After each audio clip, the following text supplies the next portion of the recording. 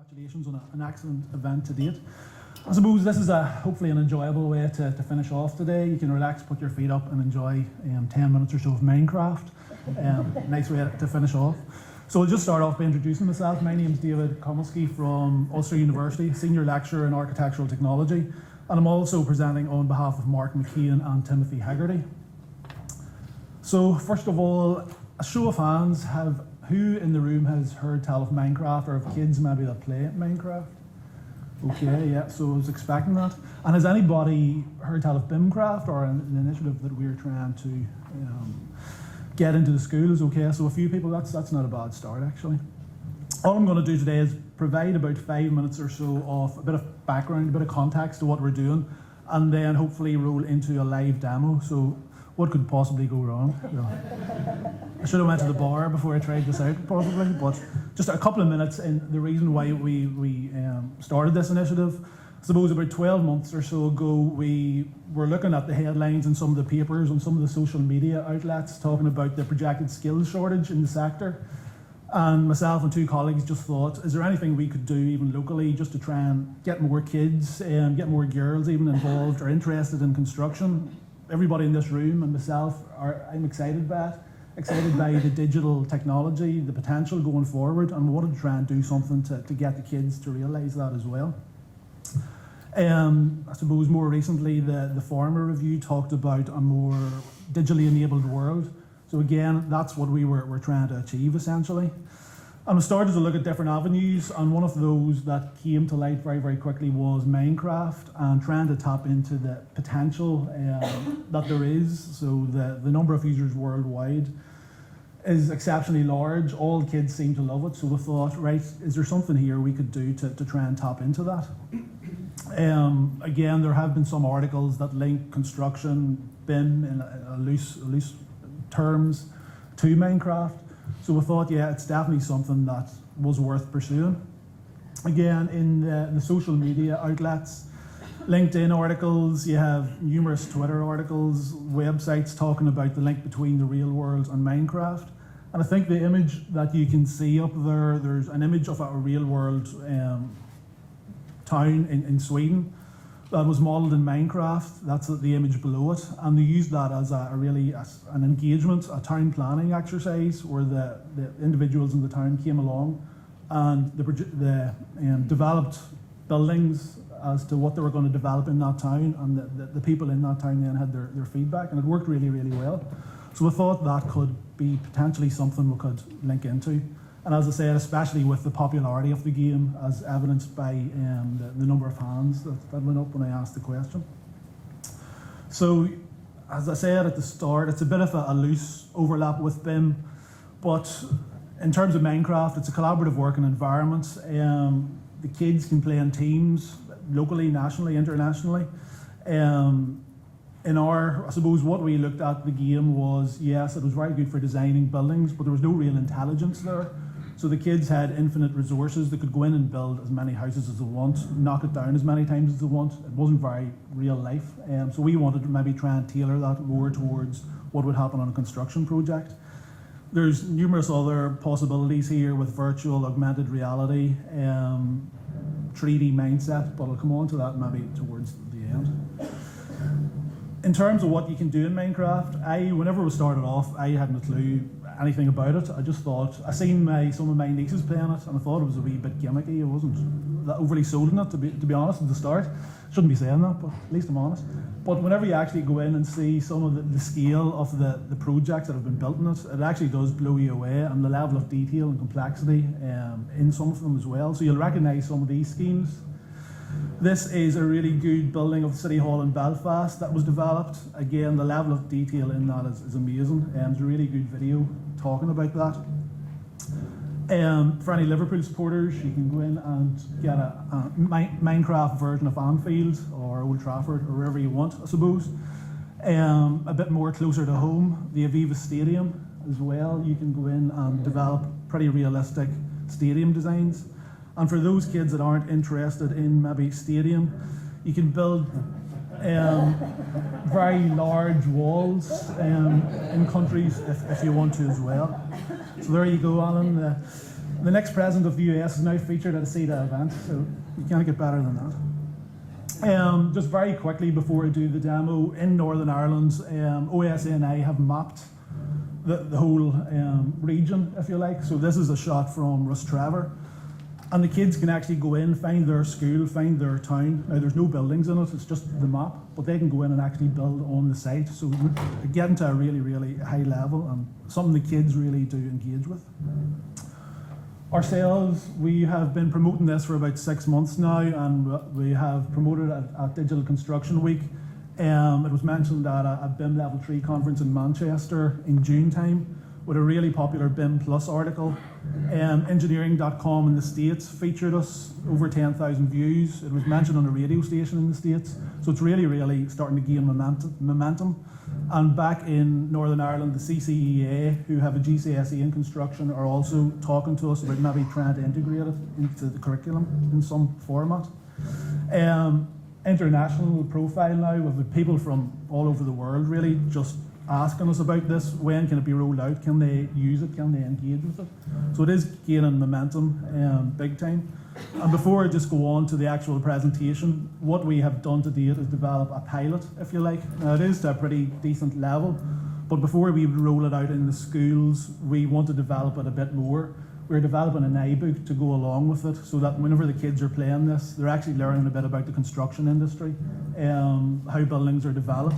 So we're trying to develop that along with the game, and to do that, we need additional funds, I suppose, to be able to roll that out into the schools. So that's why if there's anybody here today who would want to work with us or potentially sponsor us to try and roll this out, it would be much appreciated. We're in talks with a large contractor in Scotland actually who wants an exclusivity package for Scotland to roll it out in all their schools that they're working on. So it is gaining momentum, I suppose. And again, just some social media links.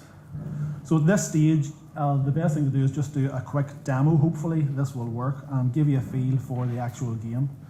So we will close this down. As I said, what could possibly go wrong? There's no room for a mouse here, so I'm going to have to improvise a wee bit. Okay, so what we have here is the Minecraft world or town or city we have created, essentially. Oh, it's not coming up.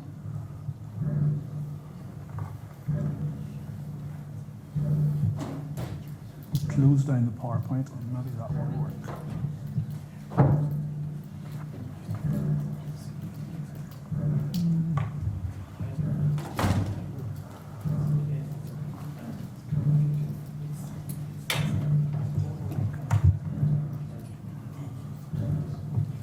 So just maybe hopefully while this is going to work, it worked earlier on.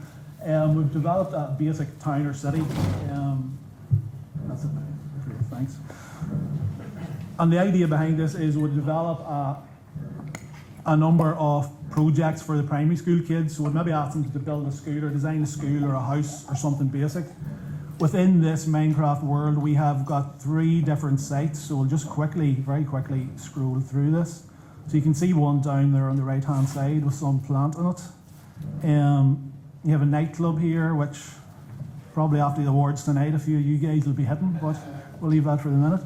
We have another site behind the nightclub, beside a fire station, and we have another site behind the apartment blocks. So we've tried to incorporate a range of different architectural styles to get the kids to be aware of maybe some architectural forms. We'll have 3 different sites, and then they would have to justify why they choose site A over site B or site C whenever they're developing this scheme. So it's thinking about logistics, thinking about health and safety, thinking about those sort of aspects as well. So we'll just go back over to this wee quick demo area that I've prepared. The first thing to try and align it a wee bit more with real life is to get the kids to think about health and safety. So if I hit I here, this is a wee character we have. For today, we will call her Suzanne, maybe. So this is Suzanne. And before she goes onto the site, she can't go on in her good jeans there and her orange top. She needs to get her PPE equipment on. So if we grab this wee hard hat that we've created, and her high-vis jacket, and her boots, that's her good to go now. So it's getting them just at a very basic level to think about health and safety equipment. or PPE, sorry. We've also got site hoarding with the university logo at the minute on that. And before the kids would build, they would have to actually fence off the area they're constructing in. You'll see a lot of sheep and animals walking about there, so it's really to keep those guys out of the construction site. To make it a bit more realistic as well, we've built in costs to the game. So, for instance, if Suzanne went on the site there without her PPE on, she would be automatically fined £5,000. And again, that's to try and get the kids to think about the importance, get across the importance of health and safety. So when they're building projects, they're given a budget of maybe 50, 100, 150,000. And if they make mistakes, if they don't put on their PPE, their budget comes down pretty quickly. So it's trying, again, align it with real life concepts. Just a couple of other things just to demo before I finish off. Again, here in Minecraft, at the minute, if anybody or if their kids have played it, you can really just build infinitely. You don't have to think about structural aspects as you wouldn't expect them to. But in here, we've tried to think about that. So if you started just to build on top of grass, essentially, what we have done is once you build 2 blocks high and get onto the 3rd block, it automatically collapses. And the reason for that is you haven't put in a foundation. So if we go and get rid of that, and just for speed, I've already put a concrete foundation in here. If I start to build now, you can build up to 10 blocks high on that. We've also built in some other wee tools, so there's a stability checker. The kids can click on the game and see the stability there's 6. So as you build higher, the stability goes down 6, 5, 4, 3, 2, 1. And then if you build above 10 blocks, it collapses again unless you put in another bit of steelwork, essentially. So in a fun way, it's trying to keep it fun all the time, but make them think, you know, you guys need to think about this, think about the structural aspects. Just one other, I suppose, main area to show you. We have also developed some unique blocks. So again, make it real world. We've developed insulation blocks, so put in some intelligence into the building. So this first building, which one did I do first yesterday? This one over here, if we go into it, now this will not win any design awards, pretty basic design, but it was tight for time, so that's all I could do. In here you'll see the roof makeup. There's no insulation in the roof. If I just knock out some of these floor blocks, again you'll see it's just really a slab of concrete in there. And we've created a wee thermometer tool. So if I were to right click in here, you'll see the temperature in that house at the minute is 18 degrees. Now if I come back out and test what the temperature is outside, you'll see the temperature is 8. But if I go into this next basic house that I've created, and I'll just finish off on this, and we come in here, and I look up, you'll see the roof's insulated for starts. We've built the roof with insulation blocks inbuilt into it. The walls are insulated and the floor is insulated too, so we've tried and replicated a traditional floor makeup. So if I test the temperature in here, you will see it's 23 degrees. So to get the kids to think about, you know, you need to think about insulation to make the house warmer. Obviously, blocks with insulation cost more than those with no insulation, so they're trying to budget and manage those skills as well. But I think my time is just about up. So that's just a very quick intro to what we are trying to achieve, what we've done to date, and really just call on anybody that would be interested in working with us to roll out in schools. We've more or less got everything good to go. We just need a few more, or a little bit more funding to get it over the line and get it out into the schools. So we will maybe leave it there. Thank you.